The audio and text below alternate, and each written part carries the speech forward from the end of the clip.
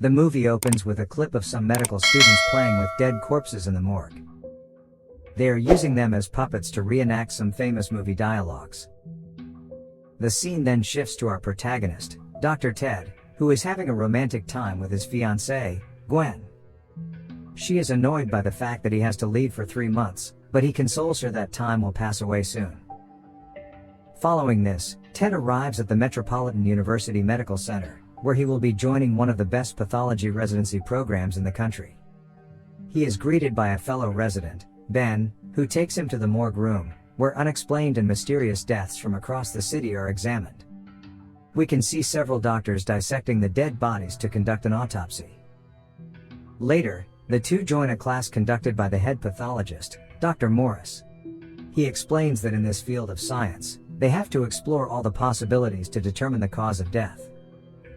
After the class ends, Ted approaches Dr. Morris, who praises Ted for his achievements in this field. Just then, another medical resident of the institute, Dr. Jake Gallo, arrives there, so Morris informs Ted that Jake single-handedly helped the FBI solve a family murder case. Meanwhile, Ted was top of the class at Harvard, before being accepted in the UNICEF program in Lagos. Despite these accomplishments, Jake doesn't seem to be impressed at all. He instead stares at our hero with a jealous look. Later, all the students gather for an autopsy. Jake, being as cocky as always, conducts only a surface check, and concludes that the 11-year-old boy died due to kidney failure. However, Ted is not satisfied with the answer. He steps forward and confidently says that the boy died due to an asthma attack. Ted delved deeper into the psychological aspect of the case, and learned that the boy was actually a victim of bullying. He was ridiculed for his obese body, which was caused by the regular intake of asthma drugs. When the boy couldn't take it anymore, he stopped taking the drugs, resulting in his demise. The other students, including Juliet and Griffin, are envious of the answer and they stare at Ted angrily.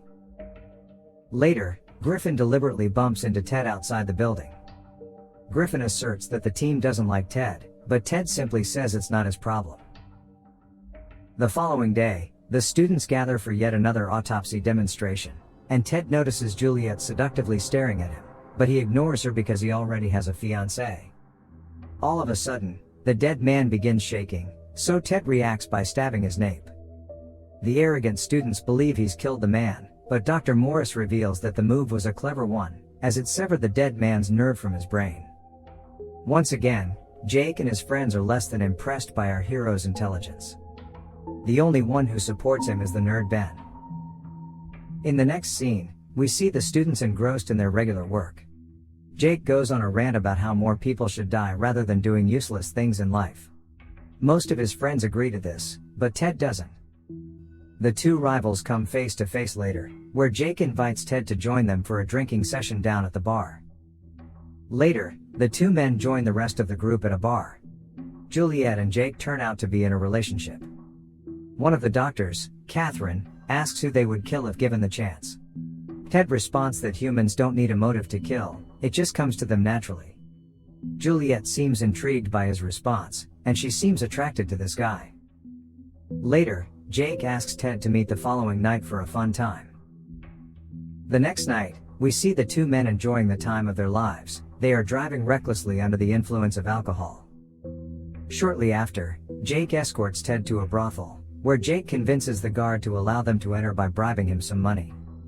Ted then enters the dimly lit house, but he soon becomes overwhelmed upon seeing an old woman being used as an escort. This makes him throw up and he ends up passing out. The following day, we see Ted back in the pathology lab, where all the students are gearing up to conduct a new autopsy. But when the corpse is revealed, Ted is shocked to the core. The man turns out to be the same security guard they encountered last night. He excuses himself to the locker room as he realizes something is wrong. The others continue without him, and Griffin gives the obvious answer, that the man was stabbed several times and shot in the back of head. This is because there are stab wounds on his body. But shortly after, Ted returns to the room and gives a different form of diagnosis. He claims that the man died of potassium cyanide poisoning, and the killer just stabbed him to fool everyone. Since the chemical is not traceable in standard tests, at first sight, it seems that he has been butchered instead of poisoned. Surprisingly, Jake agrees with him, and suspects that the killer might have injected the chemical right into the man's heart. After the session concludes, Jake asks Ted to meet him at the morgue at night. In the next scene, the two men meet at the morgue. Jake takes Ted to an underground section of the facility, which has been abandoned for decades. Inside a room, the dead body of the earlier guard has been placed on a surgery bed. Ted accuses Jake of killing the man, and surprisingly, the latter accepts it. He justifies his actions by saying that the guard was a criminal, who had it coming, and Jake also claims that this is just a game. In fact, the old woman inside the brothel was actually the guard's own grandmother. Jake then challenges Ted to find the cause of his death, but the latter is not interested in playing such games. He instead calls Jake a serial killer before storming away from there. That night, Ted calls Jake and inquires why he trusted him with this secret, so Jake reminds Ted that he was also present at the brothel when the crime took place. His fingerprints and other samples are all over the place. Jake also claims that Ted won't disclose the secret to anyone, because he will never get to play the game. The next day, Dr. Morris informs Ted that the results of the dead man's tests are out, and it concluded that he did not die of potassium cyanide poisoning. Hearing this, Ted decides to delve deeper into the matter. That evening, he approaches Jake, and gives his final verdict that the guard died due to nitric acid poisoning, not potassium cyanide.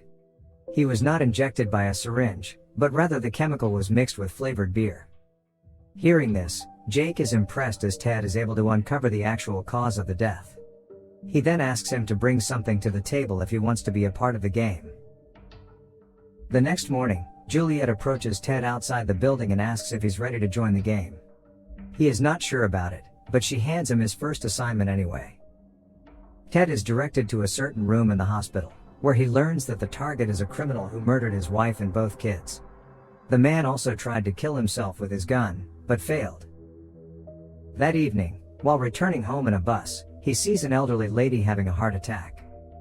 But instead of helping her, Ted simply gets off the bus and leaves, indicating that his priorities are slowly changing. The next day, he gets dressed as a nurse, and goes to the target's room. Then, without any remorse,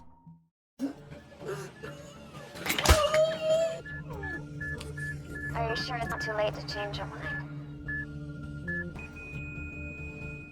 he injects a substance into his ear, killing him on the spot. Even though he feels guilty about it, Jake asserts that it's his first day, so it's normal to feel this way, but that he won't be feeling this way forever. Afterward, Ted joins the rest of the team in the underground morgue, where the deceased man's body is also present. Now, it's their turn to identify the cause of the death. To celebrate his joining, Ted is given a substance to smoke, which he does. He soon becomes high and watches on as the others playfully dissect and mutilate the body. Now, it's Juliet's turn to find the next victim, and she asks Ted to help her kill a person. She takes him outside an obese man's house, revealing that he's her father. She then discloses that he frequently molested her when she was a kid, so she wants to punish him now. After Ted is on board with the plan, they venture inside the man's house. The following night, the group gathers at their base as usual, and they checked inside the body to figure out how the death occurred. Upon seeing the body's condition, Jake becomes suspicious as Juliet isn't capable of such clean killings. In the flashback, we see that Ted and Juliet offer the victim a recreational substance to smoke, which he does happily. Ted then hands him a canister of liquid nitrogen, and the man casually smokes it, thinking it's another recreational drug. But soon, it freezes his organs, rendering him motionless. Juliet takes this opportunity to bash his chest repeatedly with a can of beer, shattering all his organs. After committing the horrific act, Ted and Juliet have a romantic intercourse session. Back to the present, Jake later approaches Ted privately, and reminds him to play fair. Surprisingly, he also reveals that Juliet's father is still alive and well. The revelation leaves Ted shocked, as he realizes that they killed an innocent man the other night. Despite this, his relationship with Juliet grows stronger, and they have regular intercourse in the morgue. The game also continues as usual, and the group members kill several people to test each other with so many kinds of creative murders, seeking ways to commit the perfect murder. One evening, when Ted reaches home after work, he finds Juliet already there. He reveals that he will be visiting his fiancée for the holidays to spend time with her, but this doesn't deter Juliet in the slightest, and the two end up having coitus once again. Ted's good life is slowly crumbling as a result of his actions, and the next day, he finally meets with Gwen after a long time. Later on, Gwen reveals that she is finally going to move in with him in the city, as she can take her bar exams from there. Ted definitely doesn't want her to learn about his activities, but he keeps a straight face and pretends to be happy. A few days later, they return to the city together, and the first thing Gwen notices in his room is a bong. She angrily asks about it, thinking he has become an addict, but Ted lies to her that he's holding it for a friend, who wants to quit smoking. That evening, the two get dressed and head to a party organized by the university.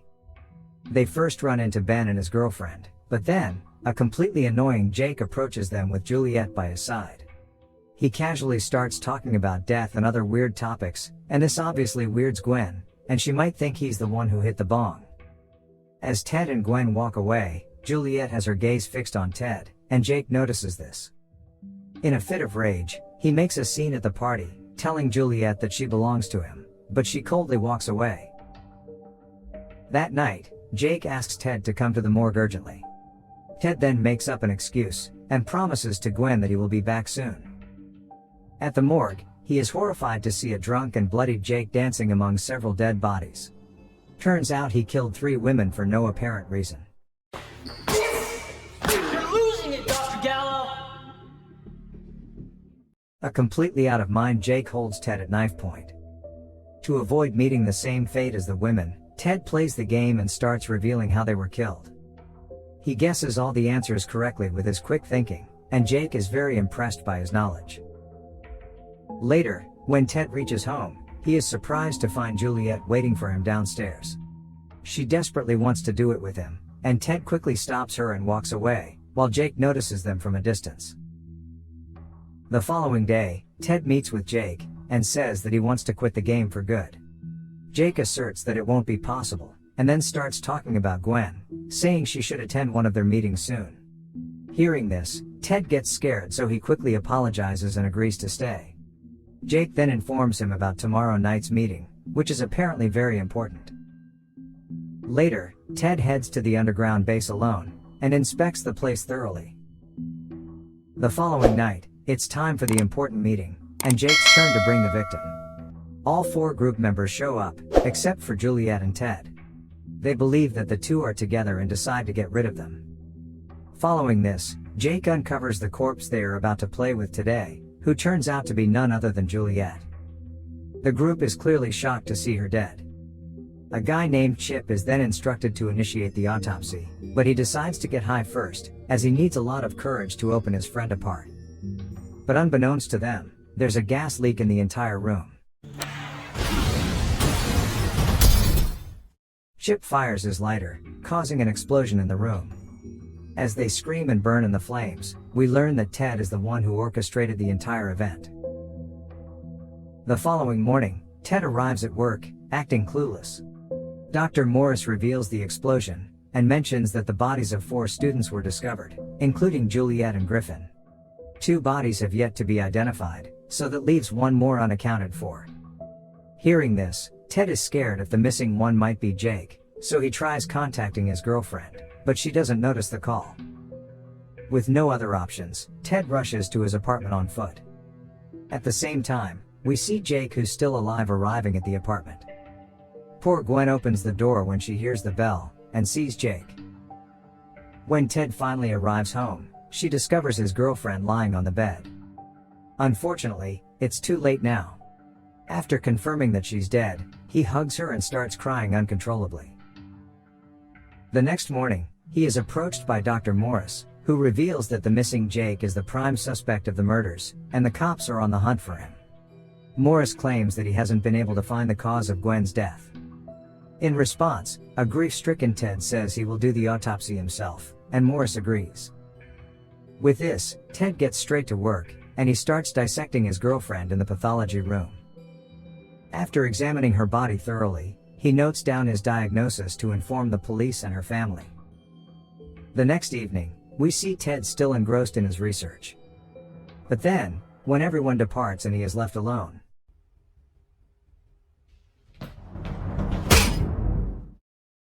Shortly after, Ted awakens to find that his hands are tied. Jake has Gwen's autopsy results, and he is furious that everything is inaccurate, and appears to be a simple murder. He claims that his sublime work of killing her has been turned into a joke. Regardless, he is also happy because he has finally won over his rival, because Ted failed to figure out the cause of Gwen's death.